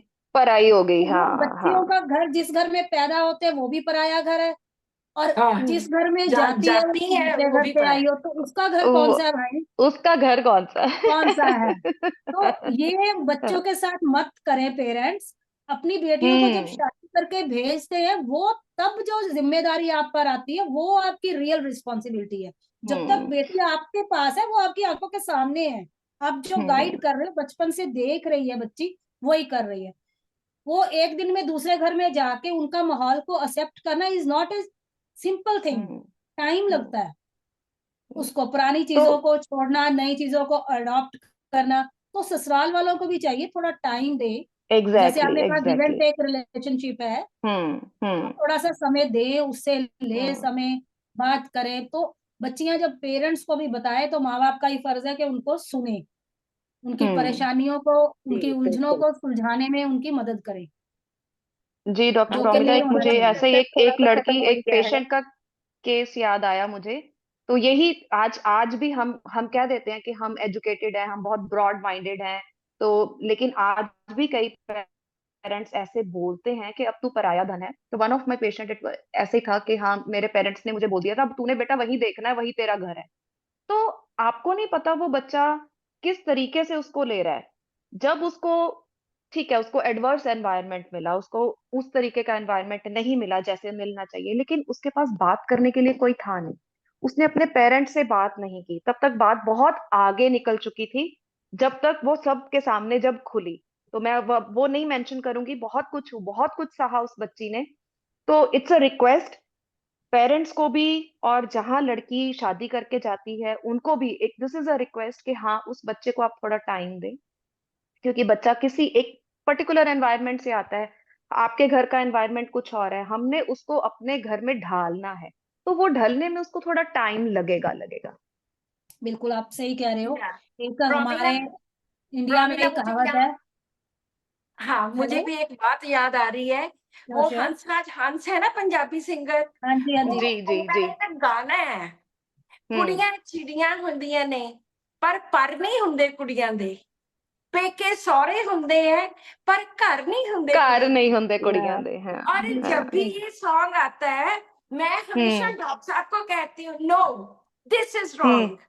पेके सौरे नहीं, कुड़ियां ने एक दी बजाय दो दो घर दो दो ਹੁੰਦੇ दोनों घर घर होंगे, होते हैं। दो घर होंगे यस नहीं, नहीं, यस। या ये हम ही डॉक्टर बना सकते सबको हैं। ना समझना या पड़ेगा, दोनों तरफ हाँ। के, जो उनके मदर इन लॉस यस, दोनों वाले ये तरफ हैं से। दोनों है ना, तरफ से, और यस। पेरेंट्स, हम सबको ये चीज समझनी पड़ेगी कि पौधा उखाड़ कर ले आए हो आप कहीं से, उसको या, मिट्टी हाँ। हवा चेंज हुई है बिल्कुल उसकी, नई मिट्टी में उसको लगाना है बन तो तो समय दो, लगता है। अडेप्ट करने के लिए टाइम लगता है हर ये चीज को। एग्जैक्टली एग्जैक्टली ये बहुत या जरूरी है कि अडेप्शन हो दोनों तरफ से, कि ये नहीं कि आपने हाँ, शादी कर दिया, आप बच्ची को बोलो नहीं यार तुझे ही देखना पड़ेगा। तुझे ही देखना है, पेरेंट्स अपने हाँ। घर की बात तब बताते हैं जब उनको लगता है कि अब हम संभाल नहीं पा रहे हैं, तो उनको हम्म। जरूर सुनना चाहिए, दोनों तरफ से सुनना चाहिए। दोनों तरफ से हम्म। सुनना। हाँ जी, एक यस हिंदुस्तान यस की यस हमारे कहावत है, औरत ही औरत की दुश्मन होती है। बिल्कुल सही कह रहे यस। हो, आजकल ये या इस बात के पीछे, इस सेंटेंस के पीछे जो मुझे लगता है कि क्या स्टोरी है, कि औरत औरत की दुश्मन किस तरह से हो गई, क्योंकि औरत का एक ना एक अंदर करेक्टर होता है कि मेरा ही वर्चस्व, मेरा ही झंडा लहराना चाहिए। हाँ, उसकी दुनिया उसके घर की होती है, घर के बाहर उसकी दुनिया नहीं होती। ये दुनिया मेरी, यहाँ पर मेरा ही झंडा फहराएगा। किचन तो मेरी, इट्स किचन रॉन्ग। मेरी। किचन मेरी, हाँ, है ना, किचन से लड़ाई मेरे स्टार्ट होती हिसाब है। से खाना पकेगा, मैं ही नमक डालूंगी, मैं ही मिर्च दूंगी। तो हम्म। ये जो चीजें होती है, इसको अगर हम सेल्फ इको की जगह, हाँ। है ना, उसको हम्म। एक अपनी भी सेल्फ रिस्पेक्ट रखें, दूसरे की भी सेल्फ रिस्पेक्ट दें, तो वो मिल बांट कर जो रिश्ता बनता है वो बहुत अच्छा बनता है। आप अरे दीदी, ये तो सास वही माँ, ये वही सोचना चाहिए। मैं हमेशा बोलती हूँ, सास हाँ। माँ नहीं बन सकती, मत बनो, दोस्त तो बन सकते बिल्कुल, हो। हाँ। बिल्कुल। हाँ, एग्जैक्टली है ना, B exactly friend with actually exactly. Your होता क्या है आजकल, हाँ। Next generation. आजकल मदर्स अपनी बेटी के घर में रोज फोन करेगी, तूने क्या बनाया, तुझे किसी ने कुछ कहा तो एग्जैक्टली नहीं। और पहले एग्जैक्टली। कहा, पहले ये होता था बेटे सबके साथ मिलके रहना, आजकल क्या कहते हैं, तेरे को कोई प्रॉब्लम हो तू हमें बताना, मेरे हम पास देख वाला लेंगे। है। हाँ हम्म। बिल्कुल हाँ, वो और भी मदर इन लॉ को क्या होता है, वो ये नहीं सोचती है कि अगर उनको कोई खुशी उस घर में नहीं मिली है तो मैं अपनी बहू को वो खुशी दूंगी, वो नहीं देती हैं। बहुत कम ऐसी ही होती हैं सास भी जो खुशी दे, वो इसके मेरे को मेरी सास ने ऐसे रखा था ना, अब मैं सास बन के यही करने वाली हूँ। यहाँ पे दोनों को नहीं, चेंजेस करने ये की एक, जरूरत है। हाँ, एक नहीं, बड़े यहाँ पे लेवल पे ये, हाँ। एक बात और है यहाँ पे। आजकल मोबाइल फोन इतने जबरदस्त वो बन गया है कि ससुराल घर में छोटी सी बात होती है और फटक से फोन कर दिया, बस, और लड़ाई शुरू। मैंने कितने केसेस में ये सब देखा है कि छोटी सी बात है, वो आप फोन पे अपने मदर को बता रहे हो, अपने घर बता रहे हो। सो ये सब कुछ नहीं होना चाहिए। बच्चों को, मदर को समझाना चाहिए कि तू अपने ससुराल वाली बात उधर ही रख। I think this way. Hmm. तो डॉक्टर समीक्षा का एक सवाल रह गया था। समीक्षा, आप लाइन पर हैं? हाँ जी, हाँ समीक्षा जी, जी, हाँ जी, समीक्षा हाँ जी, जी। आपका एक सवाल रह गया था कि प्रेगनेंसी में डाइट का वैल्यू क्या है और कैसे हम प्रेग्नेंट वुमन को न्यूट्रिशन दे सकते हैं। प्रेगनेंसी में भी वैसे तो न्यूट्रिशन जो है, प्री प्रेगनेंसी ही अगर फीमेल्स अच्छा न्यूट्रिशन लेती हैं तो कंसीव करने के बाद वो प्रिपेयर रहती हैं उस हिसाब से उनका बॉडी। कि वो हाँ। अच्छे से ग्रो करे उनका बेबी। तो न्यूट्रिशन से रिलेटेड उसका प्रेगनेंसी का फर्स्ट ट्राइमेस्टर जैसे है, उसमें small meals instead of heavy meals, यही एडवाइस किया जाता है कि वो लिया जाए। और खाना खाने के इमीडिएटली बाद ना लेटा जाए, और हाइड्रेशन भी कंप्लीट हो, पानी का इंटेक भी अच्छा हो। और कैलोरीज ऐसे फर्स्ट 3 मंथ्स में ज़्यादा काउंट नहीं होते कि आपको इतने कैलोरीज का वो रहना है, कि बस न्यूट्रिशन डाइट रहे, स्मॉल मील्स, क्योंकि फर्स्ट 3 मंथ्स में थोड़ा वॉमिटिंग का इशू रहता है। उसके बाद जो 3 to 6 मंथ्स में है, उसमें थोड़ा कैलोरी इंटेक आप धीरे धीरे बढ़ा सकते हैं। और इसमें जैसे प्रोटीन इंटेक अच्छा रहे, वेजिटेबल्स, ग्रीन वेजिटेबल्स, फ्रूट्स, वो सब, कि बेबी की ग्रोथ अच्छी रहे। और उसके साथ साथ आयरन सप्लीमेंट और फॉलिक एसिड वो तो स्टार्ट कर ही देते हैं डॉक्टर्स। और खाने में वही सब है कि लेमन वाटर ले सकते हैं, क्योंकि वॉमिटिंग की फीलिंग का स्टार्टिंग में इशू रहता है। तो थ्रू आउट प्रेगनेंसी अगर अच्छा खाना लिया जाए, जिसमें protein, carbohydrates, minerals, vitamin, green vegetables, है ना। ओके, तो आयरन गुड। रिच यहाँ फूड हम ले यहाँ सकते हैं। यहाँ पे मेरा एक पर्सनल एक एक्सपीरियंस खुद का रहा है। I am sorry. जब मेरी फर्स्ट प्रेगनेंसी थी, I was pregnant with my first kid. तो मुझे बहुत एक्सटेंसिव, सुबह बहुत नौजिया, जो मॉर्निंग सिकनेस थी, बहुत ज्यादा रहती थी। तो यहाँ मुझे मेरे मदर इन लॉ ने मुझे बोला था कि वो पुराना, जिसके बोलते हैं ना कि हाँ पुराना नुस्खा, कि पहला सुबह जो फ्रूट है ना, जो जूसी फ्रूट है, जैसे ऑरेंज है या कीनू है, उसको आपने ऐसे सक करना है, चूसना है, खाना नहीं है, सिर्फ चूसना है। तो that helped me in morning sickness. First thing in the morning वो जब मैं लेती थी, तो that helped me in my morning sickness. This was ये लाइक, बहुत ये हाँ ये बहुत हाँ कॉमन है डॉक्टर अमर। ये जब मैं हाँ प्रेग्नेंट थी तो मेरी नानी ने भी ये बोला था कि तुमने, हाँ। उसमें तो वो विटामिन सी ज्यादा होता पुराने है। लोग, यस, हाँ, विटामिन, विटामिन अब सी अब हम ज्यादा इसको होता है, वो विटामिन सी ऐड बोल करता है। देते हैं। हाँ, हाँ यस यस।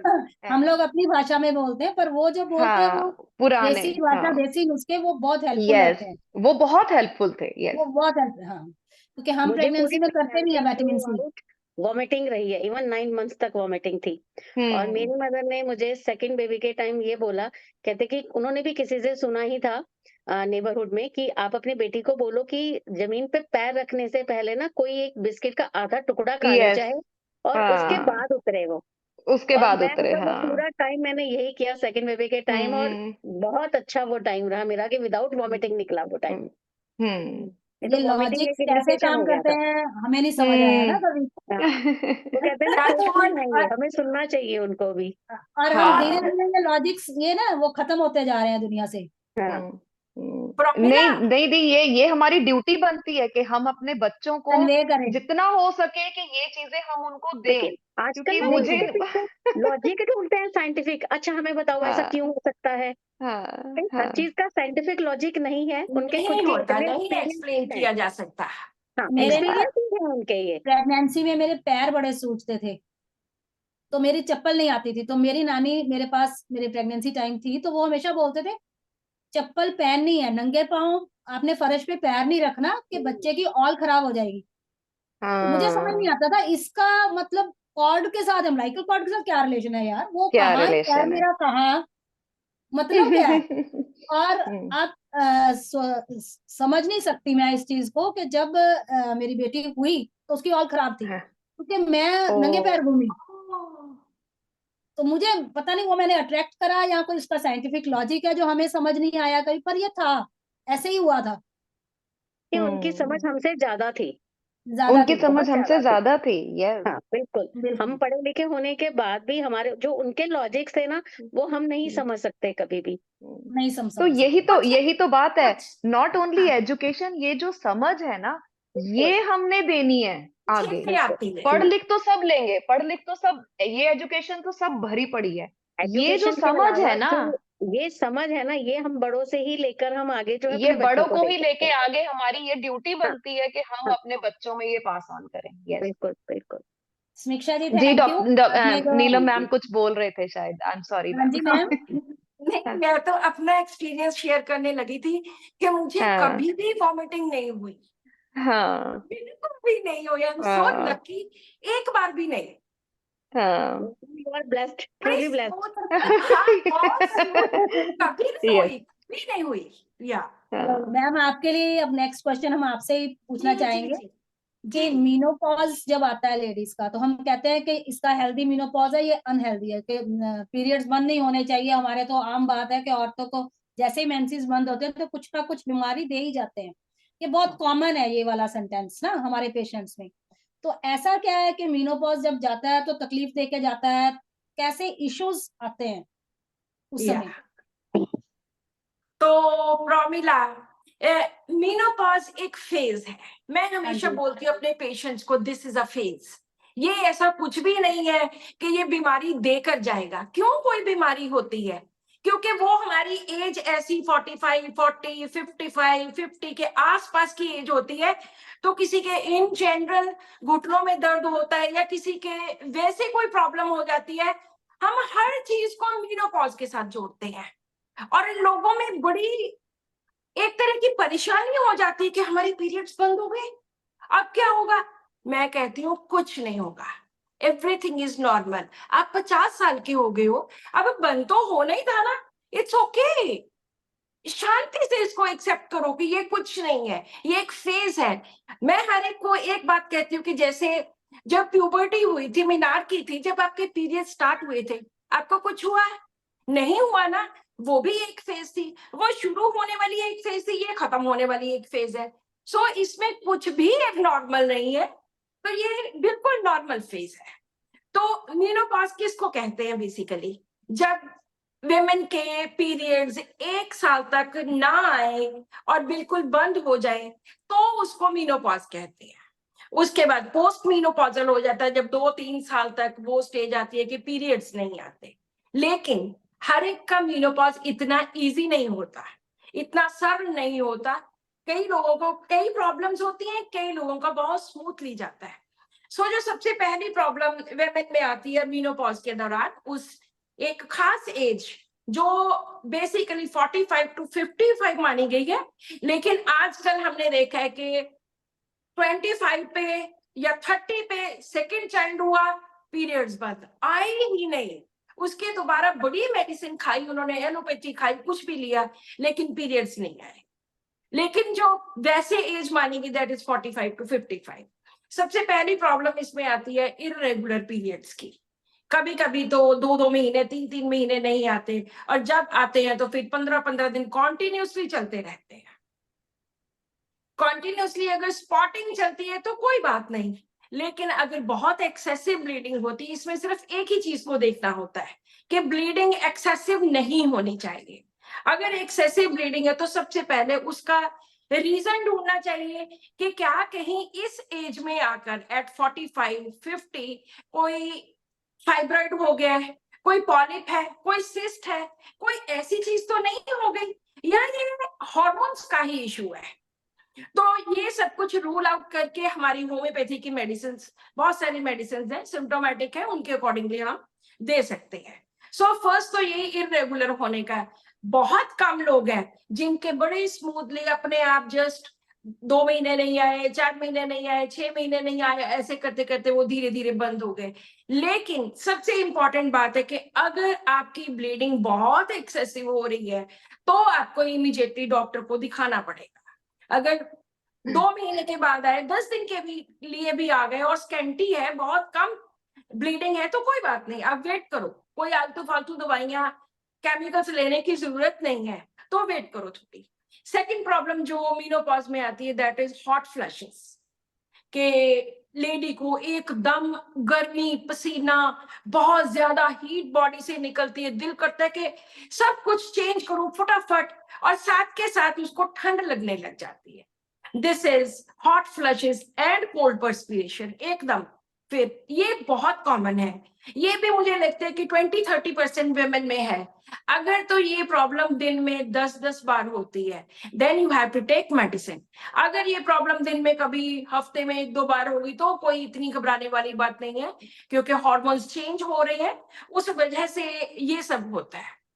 इसमें नेक्स्ट प्रॉब्लम आ जाती है स्लीप डिस्टर्ब की, कि नींद अच्छी तरह से नहीं आती, जब रात को जाग आ गई दोबारा से नींद आती ही नहीं है। तो ये भी कई बार मीनोपॉज में देखने को मिलता है। मूड स्विंग्स, इरिटेबिलिटी, गुस्सा आना, चिड़चिड़ करना। घर वाले भी सोचते हैं कि यार पहले तो आप इतना चिड़चिड़ नहीं करते थे, तो अब तो आप बहुत ज्यादा हर बात का इशू बना लेते हो। ये भी कई बार हार्मोन्स चेंज होते हैं, उस वजह से होता है। बहुत सारे लोग, मैं ज्यादा डिटेल में नहीं जाऊंगी, जस्ट थोड़े से पॉइंट्स बताऊंगी।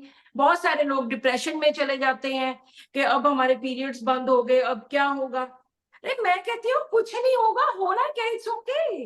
इसको इजीली आप लो, इसको कोई बीमारी के तौर पे मत लो कि मेनोपॉज हो गया, एक बीमारी आ गई। ओबेसिटी आ जाती है कई लोगों में, एंजाइटी, टेंशन, और बहुत सारे लोगों में सेक्सुअल डिजायर बिल्कुल खत्म हो जाती है, क्योंकि वजाइना ड्राई हो जाता है तो डिजायर खत्म हो जाती है। कुछ लोग ऐसे होते हैं कि चलो ये काम खत्म हुआ, लेकिन कुछ लोग ऐसे होते हैं जिनको बहुत उनके मन में होता है कि हमारा पार्टनर है, उसको जरूरत है और मेरा बिल्कुल भी दिल नहीं करता। तो वहां पे थोड़ी प्रॉब्लम आती है, तो वहां पे हम इनको कुछ मेडिसिन दे सकते हैं। लेकिन सबसे जो बड़ी बात है वो इसके साथ, मीनोपॉज के साथ रिलेटेड मिथ की है कि जब से मीनोपॉज आया तब से मेरे घुटने दर्द होने शुरू हो गए, तब से मैं मोटी हो गई, तब से मेरी आईसाइट खराब हो गई, तब से मेरे जोड़ दुखने शुरू हो गए। ऐसा कुछ नहीं है, वो आपकी एज ही ऐसी है 45-50 की, जब ये थोड़ी बहुत प्रॉब्लम शुरू हो जाती हैं। आईसाइट में थोड़ा फर्क पड़ जाता है विद एज, थोड़ा गुस्सा बढ़ सकता है, थोड़ी ओबेसिटी आ सकती है। आप इसको मेंटेन करिए with your diet and with your exercise, yoga. So इस तरह की चीजें करके आप इसको मेंटेन कर सकते हैं। So this is all about menopause की, कुछ ऐसी बात नहीं है। सबसे पहली और आखिरी बात कि ये एक फेज है जो अपने आप निकल जाएगी, इसको ज्यादा इशू मत बनाइए। हाँ, अगर आपको कोई बहुत ज्यादा चीज इरिटेट करती है, बहुत ज्यादा प्रॉब्लम बन रही है, then go to a homeopathic doctor. Homeopathy में बहुत सारी ऐसी बहुत अच्छी मेडिसिन है, like lachesis, sepia and pearls and calcarea का फॉस्फोरस, जो इन सब चीजों पे बहुत अच्छा इफेक्ट करती है। सो आई थिंक मेनोपॉज एक फेज है जो इजीली निकल जानी चाहिए। यहाँ पे मैं एक चीज ऐड करूंगी मैम। जी जैसे हमने अब शुरू से लेके अब तक बात करी, तो एक एज अ फीमेल डॉक्टर मेरी एक ड्यूटी बनती है जो मैं अपने हर पेशेंट को गाइड करती हूँ कि हर, जैसे आपने बहुत अच्छे से कहा, ये कोई डिजीज नहीं है, कुछ नहीं है, दिस इज अ फेज। जैसे पहले है ना पीरियड स्टार्ट हुए, देन हमारी एक मैरिज की एज आ जाती है, हमें प्रिपेयर होना होता है टू है ना प्रेगनेंसी बी के अ लिए, and child. Then to nurture, and फिर उसके बाद ये जो हॉर्मोन्स की ये जो फेज है, इसको हम, बिकॉज आजकल everywhere it is a stress, चाहे वो हर तरीके का स्ट्रेस हमें लाइफ में छोटा मोटा चलता रहता है। तो जैसे मैं फीमेल्स को, पेशेंट्स को, जैसे मैं गाइड करती हूँ सबको कि हाँ एक मी टाइम आपका जरूर होना चाहिए, और एक टाइम आपका दिन में ऐसा होना चाहिए आधे घंटे से 1 घंटा जिसमें आप एक्सरसाइज कर सको। Make exercise a habit, a regular habit, जैसे हम सांस लेते हैं, खाना खाते हैं। और फीमेल्स के लिए तो वर्कआउट जो है वो सबसे ज्यादा जरूरी है, इवन मेल्स से ज्यादा, क्योंकि वर्कआउट है जो हमारा मस्कुलर स्ट्रेंथ जो है वो बना के रखता है, हमारी बोन डेंसिटी को बना के रखता है, हमारा जो पॉस्चर है उसको बना के रखता है। हमने प्रिपेयर होना है, क्योंकि ये फेज नेचुरली आनी है, हम वो फेज से कंफर्टेबली गुजर सके, इसलिए हमने अपनी बॉडी को हमेशा से प्रिपेयर करना है। वो good nutrition, diet and workout, ये दोनों चीजों से विदाउट मेडिकेशन आप कर सकते हो, इजीली गो थ्रू हो सकते हो आप इन चीजों में। आप सही कह रहे हो डॉक्टर अमर, हम्म क्योंकि मीनोपॉज नो डाउट के कोई बीमारी नहीं है, एक फेज है। हम्म लेकिन जो बीमारियां मीनोपॉज एज में लगती हैं वो हम्म मीनोपॉज की वजह से नहीं है, वो पहले से से नहीं ध्यान लगती। रखना औरतें नहीं यस, रखती हैं पहले तो की, होना शुरू यस, होता इसलिए है। क्योंकि ऑस्टियोपोरोसिस औरतें, कब हो रहा है? क्योंकि आपने पहले ध्यान नहीं रखा, मीनोपॉज के समय ट्रिगर अच्छा मिल गया, वो बाहर आ गया, वो बाहर आ गया। यस वो यस। बाहर आ गया। ऐसे ही जैसे फाइब्रॉइड्स के इशू हैं, वो भी यही है कि आपने पहले आपके हार्मोन्स को आपने सपोर्ट नहीं करा, आज वो हमको सपोर्ट नहीं कर रहे। आज वो तो बाहर आ ये गया। हमारे हार्मोन्स के साथ give and hmm take relation है खुद के साथ, हम्म हम्म है ना? हमारे हमारे हार्मोन्स का, तो मेरे हार्मोन्स के साथ रिलेशन अच्छा नहीं है तो वो मुझे परेशान करेंगे सारी जिंदगी। पहले मैंने हम्म उनको करा, तो ये उनको अगर करें, हाँ, हम उसको सपोर्ट करें तो वो हमारी मेनोपॉजल एज में, क्लाइमेक्टिक एज एज में में वो सपोर्ट करते हैं तो कुछ नहीं होता, सपोर्ट कर। सपोर्ट करते हैं वो बिल्कुल हमको। कि जो मेनोपॉज बिल्कुल आता है बिल्कुल। तो हम मल्टीविटामिन्स और कैल्शियम ऐड करते हैं, बिकॉज हमारी बिल्कुल बॉडी एब्जॉर्ब करना बंद कर देती है, बनाना बंद कर हम्म देती है, एब्जॉर्प्शन जो हमें हम्म खाने से मिलता है वो कम हो जाता है। और जब ये चीजों को अवॉइड करते हो आप, पहले तो आपने ध्यान नहीं दिया डाइट पर कि खा लेंगे, अब फिर आपको मल्टीविटामिन्स और कैल्शियम की डेफिशिएंसी जब होती है तो फिर आपको ये लगता है कि ये प्रॉब्लम्स मेनोपॉज की वजह से आई हैं। बल्कि मेनोपॉज हम्म में आपको वैसे ही अपनी डाइट हमेशा मेंटेन रखनी चाहिए, एक हेल्दी डाइट लेनी चाहिए, ताकि आपका जो फेज है बहुत स्मूथली निकल जाए, आप परेशान नहीं रहो। स्मूथली।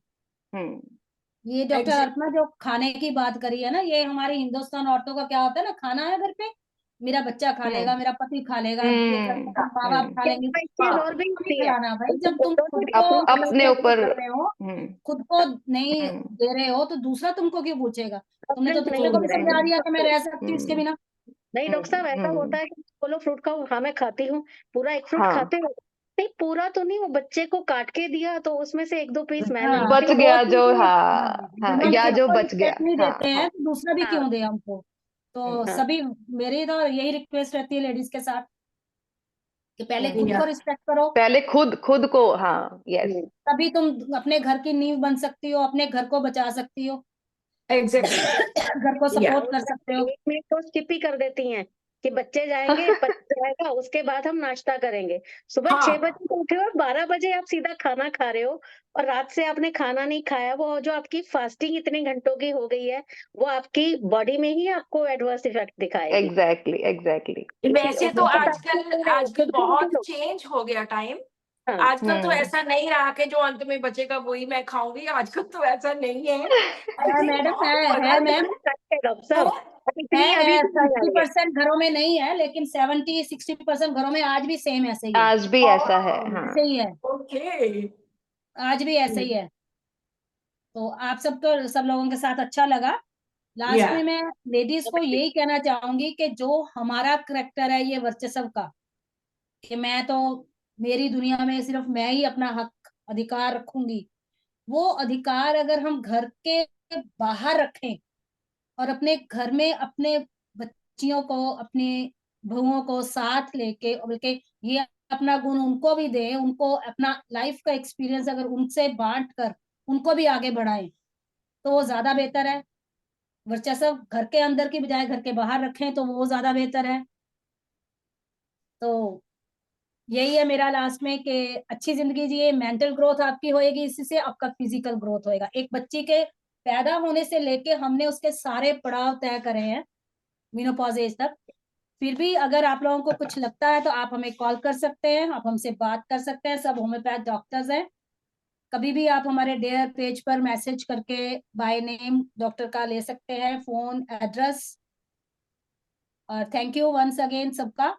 अमर, थैंक यू बेटा। समीक्षा थैंक जी, यू सो आपने मच जो जी, थैंक यू डाइट जी। के बारे में बताया बहुत सही था, कि बच्चियों की डाइट सही रहनी बहुत जरूरी है ताकि उनकी आगे की लाइफ भी सही रहे। और अर्पणा, जो आपने सजेशंस दिए हैं लेडीज के लिए, वंडरफुल सजेशंस थे। Thank you, Neelam ma'am, thank आप तो हम्म हमेशा से ही औसम रहे हो, हमारे सीनियर भी हो और बहुत सपोर्टिव भी हो। जी, लेकिन आज की बात सारी सुन के सभी डॉक्टर्स के साथ बहुत मजा आया और बहुत बहुत एंजॉय किया, यस जी यस। जी। बहुत अच्छे ढंग से बच्चे के पैदा होने से लेके उसकी मीनोपॉज तक का सारा कवर किया। You this is something very good. या थैंक यू मैम, ये अमर ने बहुत सपोर्ट अपना करा मुझे। प्यारा टॉपिक सबने शेयर कर लिया, टॉपिक से लेकर मेरा तक का सफर हमने भी तय कर लिया साथ साथ। नहीं, डॉक्टर चलिए ठीक है। Promila, thank you so much, thank you so much for creating this a wonderful platform, है ना। कई या बार हम लोग क्या, हम अपनी अपनी लाइफ में तो सब बेहतर कर रहे होते हैं, या लेकिन जब हम इस तरीके से इकट्ठे सब मिलके एक सोसाइटी के लिए कुछ कंट्रीब्यूट करते हैं ना, तो दैट फील्स लाइक, हमें एक प्राउड फील होता है, हमें बहुत उसमें एक कॉन्फिडेंस बिल्डअप होता है, और एक स्ट्रेंथ बिल्डअप होती है कि हाँ, और और लर्निंग भी होती है सभी से। लर्निंग बहुत दो बड़ी चार होती है। यस 500 मैम, चीजें यस तो लर्न की यस। है ना आज। Exactly ma'am, exactly Yeah. Exactly ये Yeah. है कि अगर 50% व्यूअर्स भी कोई एक बात यहाँ से समझ के जाते हैं ना, तो बिल्कुल सक्सेसफुल हो गया है। Yeah. नहीं, बिल्कुल बिल्कुल। नेक्स्ट ईयर फिर मिलेंगे हम। बिल्कुल Yeah, जी। definitely. बिल्कुल बिल्कुल बिल्कुल। Yeah. नए Okay. Happy International question Women's लेकर- Day once again to everyone. Yes, thank you. yes. Happy Women's Day. Okay. Thank you, Bye. thank you, thank you everyone. Thank you so much. Thank you Bye-bye. viewers. Yeah, Bye bye. Bye bye all. Bye. Bye. Bye bye. Okay, bye.